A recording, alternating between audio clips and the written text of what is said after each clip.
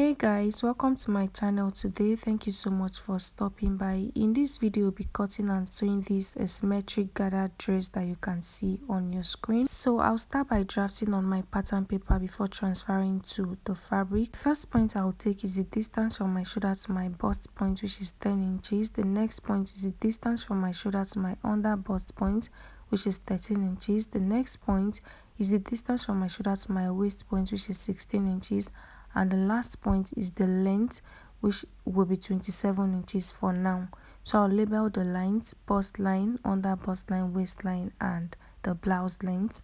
The next thing I'll do is to take half of my shoulder measurement. Half of the shoulder measurement I'm working with is 7 inches. So I went in by 7 inches and I indicated the 7 inches with a dot. On that dot, I went down by 1 inch for my shoulder slope. For the neck width, I took 3 inches. And the neck depth, I'll be using 2.5 inches. This is for the front. After doing that, I'll connect from the 1 inch shoulder slope to the 3 inches neck width like this. The next thing I'll do is to go down by my armhole depth. The armhole depth I'm working with is 7 inches. To get your armhole depth, you're going to divide your bust circumference by 6 and you add 1.5 inches to that measurement. So what I had is 7 inches. I went down from the shoulder slope by 7 inches.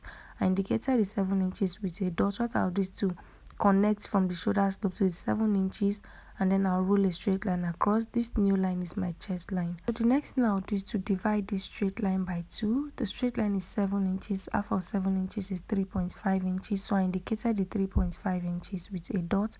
On that dot, I'll come in by half an inch. I'll also indicate the half an inch with a dot. On the chest line, I'll place my bust circumference divided by 4, and I'll also indicate the measurement with a dot. After doing that, I'll connect from the shoulder slope to the half an inch, and from the half an inch to the dot that I have on the chest line like this. And then I'll connect the neckline. My neck width is 3 inches. My neck depth is 2.5 inches. So you determine how deep you want your neckline to be. The next thing I did was to take half of my nipple to nipple measurement, which is 4 inches, on the bust line, on the under bust line, on the waistline, and on the length. And I'll connect the 4 dots into a straight line like this. After doing that, I'll take in my dart. On the waistline, I'll take half an inch on both sides, half an inch to the left and half an inch to the right.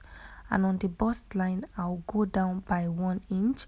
I'll indicate the 1 inch with a dot.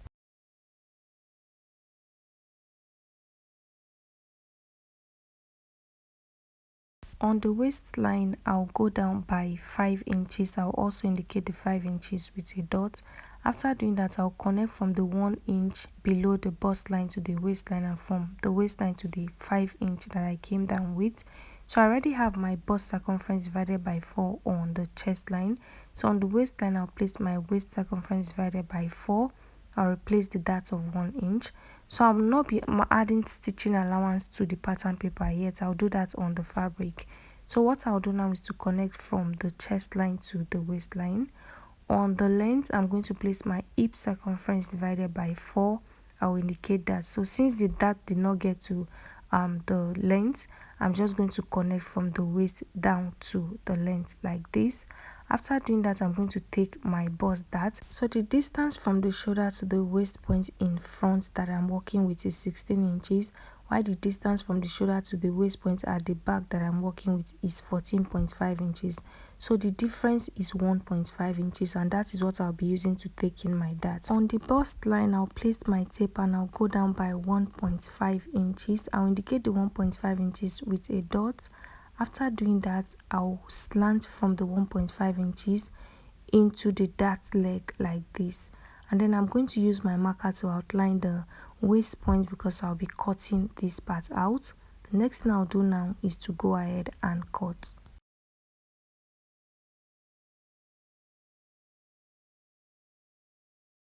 After cutting, I'll slash through the waistline like this. I'm slashing through because I want to close the dart. So when cutting on the side, you are going to leave a little bit of allowance on the bust area, just like I did. So I'll first of all cut out the waist dart. Okay, that is because I want to close the bust dart, and I'll open one side of the bust dart, which is the upper part. After cutting it out, I'm not going to cut it out completely, okay? I'll cover the dart up like this, and I'll use my masking tape to hold it down. After doing that, if the side does not align, go ahead and align it. Okay, that is why I left the excess pattern paper on the side. So after aligning the dart, because my line shifted a little bit, I'm going to cut off the excess pattern paper. So everything now aligns. The next thing I'll do now is to cover the dart up. I only opened it because I wanted to close up the bust dart. So I'll place this fresh pattern paper underneath it like this, and then I'm going to use my tape to hold it down. So it is better to use your pin to hold it down instead of using a tape. Once you pin it down, make sure the base aligns, cut off the excess pattern paper. So I'm going to remove the tape and I'll use my pin to hold it down because I want to slant from the dart leg upward, and with the tape on it I won't know where the dart leg is. So after using my pins to hold it down, I'm going to slant from one of the dart leg to the armhole area. As you can see, I'll also slant from the other dart leg into the armhole area like this. Okay, I'm doing this because I want to close up the waist dart. So I'll slash from one of the darts, the one on the side, all the way to the armhole area, but I will not cut it out completely, and I'll use it to cover the second dart, as you can see. So after covering the second dart, I'm going to use my tape to hold everything down. As you can see me doing, I'm doing this so the pattern paper will not move. So by doing this, I've closed up the waist dart. As you can see, there is no dart there anymore. So I'll be completing the part that is not on the pattern paper, but before I do that, I'll close the dart on the skirt part. So I'll slash from the dart to the side like this, one part of the dart, and then I'll slash the other dart again to this other side. After doing that, I'll slash through one of the darts. I'm not going to cut it out completely, and I'll use it to cover the second line. Okay, after doing that, I'll use my tape to hold it down. So I've covered the waist dart for the skirt area. So bringing the upper bodice and the lower body, you can see that some part of the pattern paper is missing, so we'll be replacing it.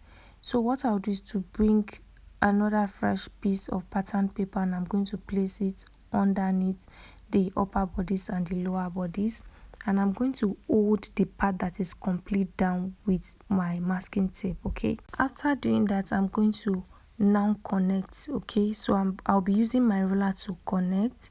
So if to be sure of what you are doing, you can just replace your waist measurement, just replace it, and then you're going to trim out the excess pattern paper. Make sure you hold everything down so it does not move. So the reason why I am closing all these darts is because I don't want to take darts on my dress when I am sewing. So I've eliminated all the darts on the pattern paper. So because of the asymmetric design that we have on the dress, we have to cut out the pattern paper on fold.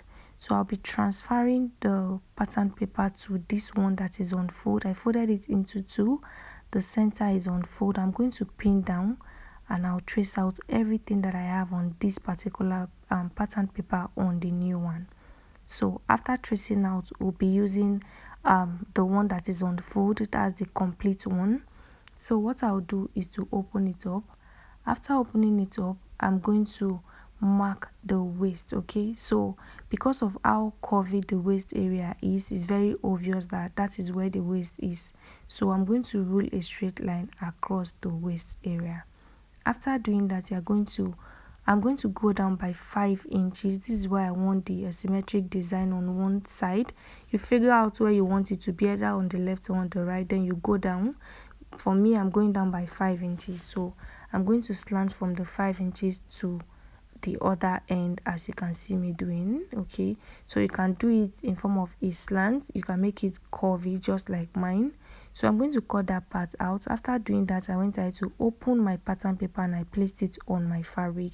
So remember, I did not add stitching allowance to the fabric earlier, so I added 1 inch on the side, I added half an inch on the neckline area and on the shoulder area, and then I added 0.75 inches on the base. So to cut out the back, I went ahead to fold the pattern paper back into two. I'll go in on the waist area by half an inch to eliminate zipper bulge. I'll connect it upward and I'll connect it downward like this. So after doing that, I'll cut this part out and I'll open the pattern paper up. So I have two. Okay, so the next thing I'll do now is to place them on my fabric, and I'm going to go ahead and cut. So when cutting, you'll be adding stitching allowance and zipper allowance. I've gone ahead to do that. For the zipper allowance, I added 1.5 inches all the way to the end.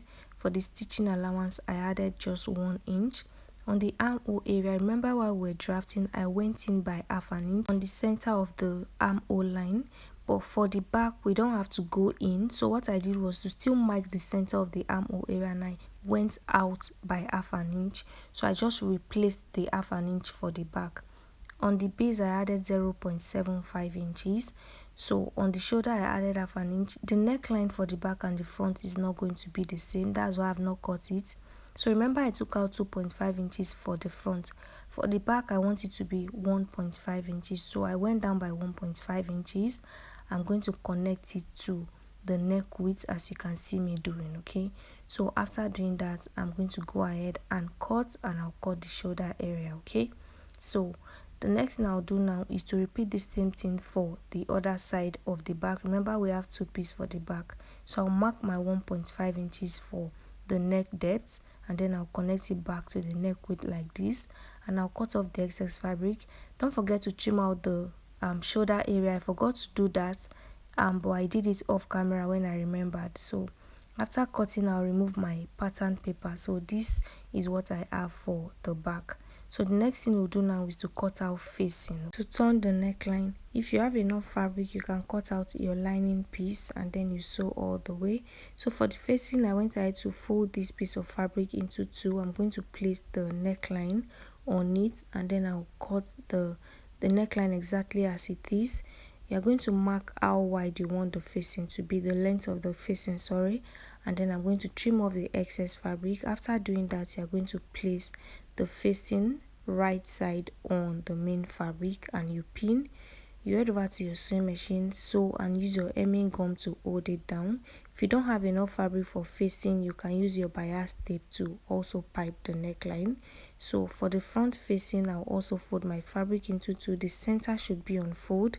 You're going to place them center to center, as you can see me doing, and then you cut it out just like we did for the back. So determine the length of your facing and then go ahead and cut. After cutting, you place them right side facing right side. Head over to your sewing machine to sew, and then use hemming gum to just iron everything flat after sewing.